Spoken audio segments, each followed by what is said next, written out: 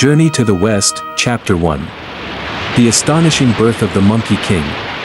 This is a mythological story, said to have happened a very long time ago when the world was divided into 4 continents: the East Shining Divine Continent, the West Ox King Continent, the South Sparsely Populated Continent, and the North Ju Lulu Continent. In the East Shining Divine Continent, there was a country called Ao Lai, and in this country, there was a mountain called Flower Fruit Mountain.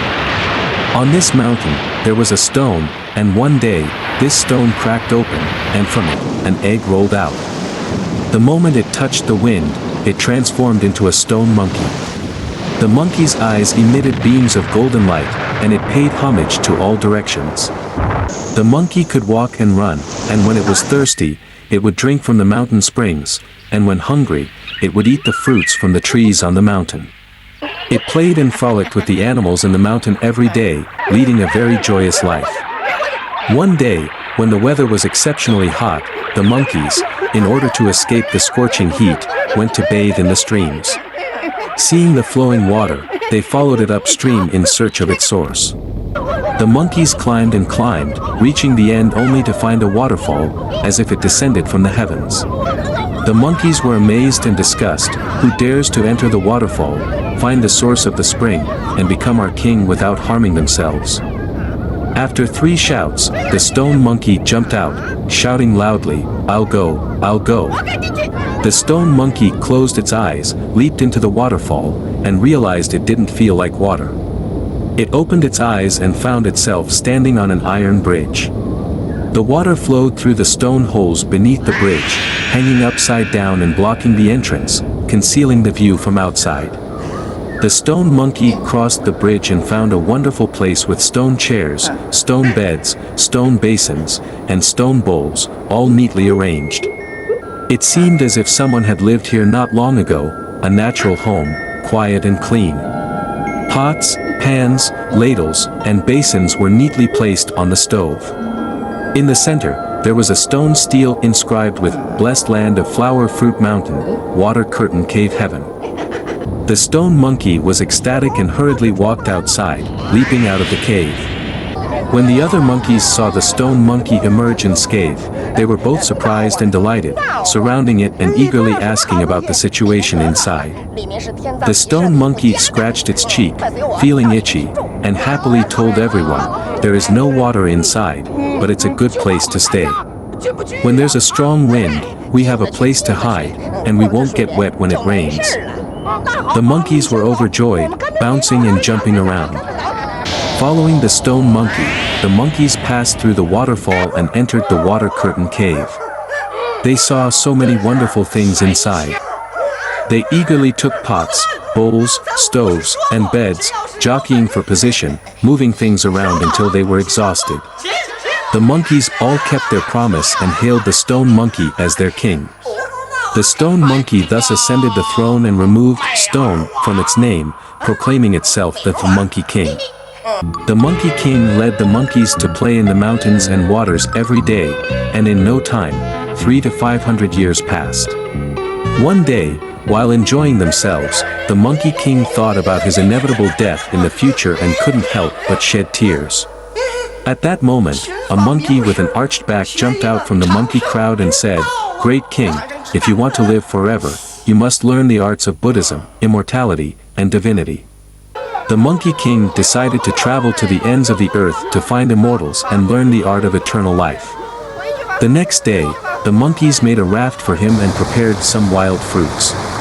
The Monkey King bid farewell to the monkeys and, alone on the raft, set out for the boundless sea. Perhaps due to good fortune, a series of southeast winds carried him to the northwest shore. He disembarked from the raft, reached the shore, and saw many people working, some fishing, some hunting for wild geese in the sky, some digging for clams, and some collecting salt. He quietly approached them, but as soon as they saw him, they threw down their work and fled in all directions. One day, he arrived at a high mountain, and suddenly, from the woods halfway up the mountainside, came a beautiful singing voice. It sang about becoming an immortal. The Monkey King thought, the person singing must be an immortal, and he followed the singing voice. The one singing was a young man cutting wood in the woods. The Monkey King learned from the young man that the mountain was called the Lingtai Fonsun Mountain, about 7 or 8 miles from here. There was a slanting moon 3 stars cave on the mountain, where a divine being known as Bodhi Patriarch lived.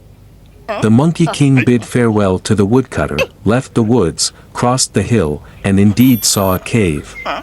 The cave's entrance was tightly closed, and opposite the cave was a hill with a stele about 3 zhang tall and more than 8 chi wide. On the stele were inscribed 10 large characters: Lingtai Fonsun Mountain, Slanting Moon 3 Stars Cave. While looking at it, the door suddenly opened. A young celestial came out. The Monkey King quickly walked forward, knelt down, and explained his intentions. The celestial happily said, "My master was just about to give a lecture, and he suddenly asked me to open the door, saying that someone had come to be his disciple. It turns out to be you. Follow me." The Monkey King quickly adjusted his attire, respectfully followed the celestial inside the cave, and came to the front of the master's lecture platform.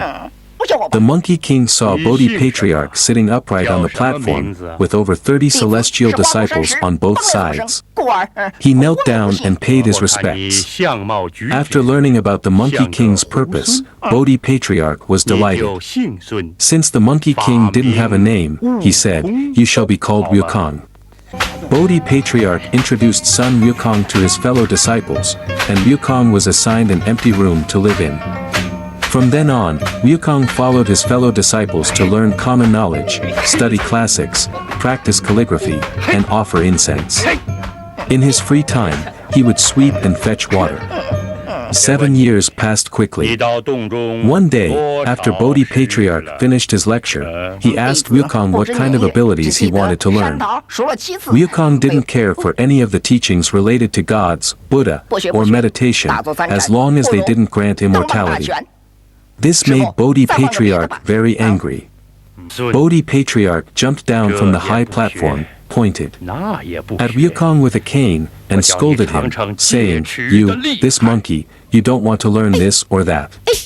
What do you want to learn?" After speaking, he walked to the inner room and closed the door. Ryukong was excited because Bodhi Patriarch's anger meant he had understood his master's intentions. Ryukong pretended to sleep that night, but in the middle of the night, he quietly got up. He left through the front door and, by the 3rd watch, circled around to the back door. He saw that the door was partially open and was delighted, thinking, I haven't guessed wrong about my master's intentions. Ryukong went inside and saw Bodhi Patriarch sleeping with his face towards the wall. He knelt in front of the bed and said, "Master, I'm here waiting for you." When Bodhi Patriarch heard the voice, he got up. After sitting down properly and sternly asked why Ryukong had come, Ryukong said, "Master, didn't you promise me in front of everyone that I could come in through the back door at the 3rd watch to learn the art of immortality?" This delighted Bodhi Patriarch's heart. He thought, "This monkey is indeed extraordinary, otherwise, how could he have guessed my secret?" Thus, Bodhi Patriarch let Ryukong kneel before the bed and taught him the art of immortality. Ryukong listened carefully, understood the teachings, memorized the incantations, and kowtowed to express his gratitude. 3 years passed quickly, and Bodhi Patriarch also taught Ryukong the 72 transformations and the ability to ride on clouds. With this skill, he could travel tens of thousands of miles with a single somersault. Ryukong, being a monkey and naturally agile, easily learned the cloud riding skill. One summer, while Ryukong and his fellow disciples were playing in front of the cave, they asked Ryukong to transform into something. Ryukong was delighted and recited an incantation, transforming into a large tree. His fellow disciples saw it and praised him, applauding him. The commotion reached Bodhi Patriarch's ears, and he came out with a staff, asking, "Who is making a commotion? How can you all be so noisy? This is not how a disciple in a monastery should behave." Everyone quickly stopped laughing. Ryukong returned to his original form, explained to his master, and begged for forgiveness. Bodhi Patriarch saw that Ryukong was showing off some skills he had recently acquired and was very angry. Bodhi Patriarch told the others to leave, and he severely scolded Ryukong, deciding to send him away. Wukong was anxious and pleaded with Bodhi Patriarch not to expel him. However, Bodhi Patriarch insisted on one condition: Wukong had to promise never to reveal that he was Bodhi Patriarch's disciple.